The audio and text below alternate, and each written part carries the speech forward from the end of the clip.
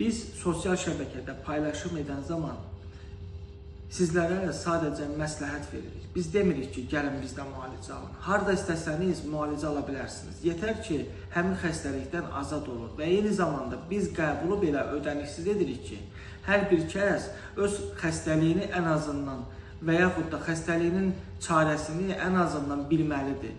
Və biz çıxış edən zaman çalışırıq ki, hara gedirsən get, harada müalicə alırsan al, yetər ki, həmin xəstəlikdən azad olun.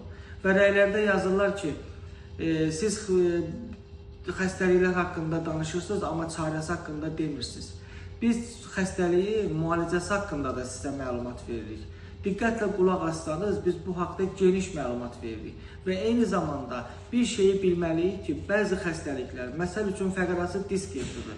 Əgər beldə fəqərə arası disk artıq yırtılıbsa, cırılıbsa, artıq disk dağılıbsa, biz onu ancaq müalicə edərək sağalda bilərik. Biz evdə hər hansı bir profilaktik bir şey edərək ev şəraitində bunu sağaltmaq mümkün deyil.